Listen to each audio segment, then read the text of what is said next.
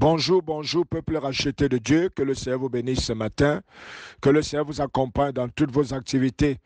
Que sa lumière luise sur votre sentier. Je vous souhaite de passer une excellente journée dans la paix de notre Seigneur Jésus-Christ.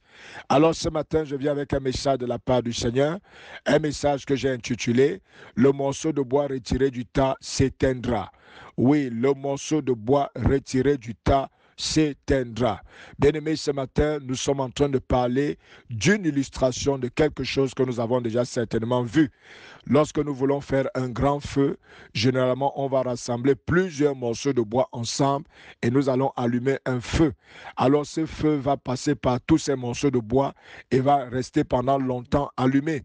Et bien aimé, si à un moment donné, on retire un morceau de bois parmi ce tas qui a été mis ensemble pour faire le feu, alors nous allons réaliser une chose, c'est que ce morceau de bois retiré du tas va continuer de brûler pendant un certain temps. Et puis, au bout d'un certain autre temps, il va s'éteindre.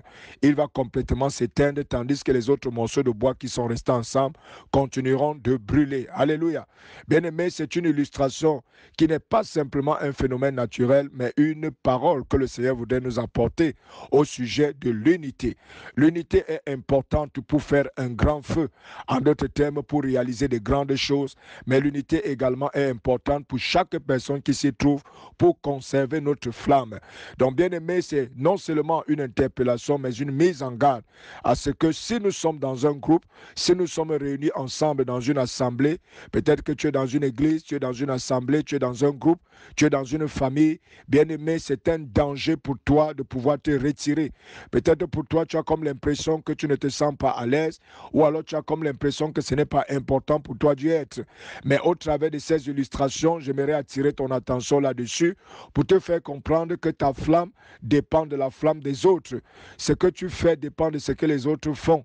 Nous sommes appelés à brûler ensemble afin que nos flammes continuent de brûler. Alléluia. Donc ne te retire pas, car si tu te retires, comme l'illustration le demande, alors ta flamme s'éteindra. Alléluia. Bien-aimé, la Bible dit dans le livre de Hébreux chapitre 10 au verset 25, n'abandonnons pas notre assemblée. Alléluia. N'abandonnons pas notre assemblée. Si le Seigneur t'a permis d'être quelque part, n'abandonne pas ton assemblée.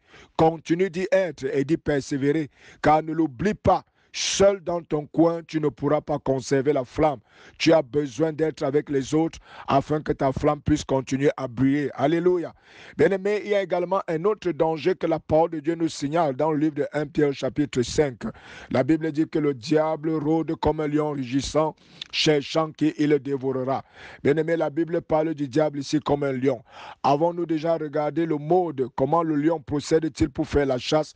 Vous allez vous rendre compte que le lion a du mal à attaquer tout un troupeau. D'ailleurs, il ne peut pas attaquer tout un troupeau d'animaux.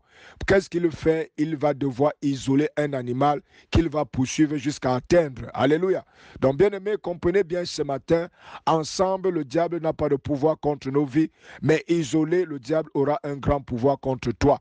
C'est la raison pour laquelle ce matin, la parole de Dieu t'interpelle.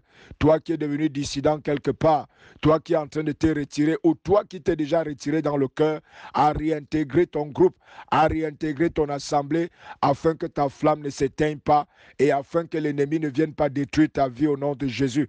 Alors ce matin, je prie ce matin et je lève ma voix pour toute personne qui m'écoute, que le Saint-Esprit ramène les cœurs des dissidents vers le reste du groupe, que le Seigneur ramène le cœur des brebis égarées vers le reste du groupe au nom puissant du Seigneur Jésus.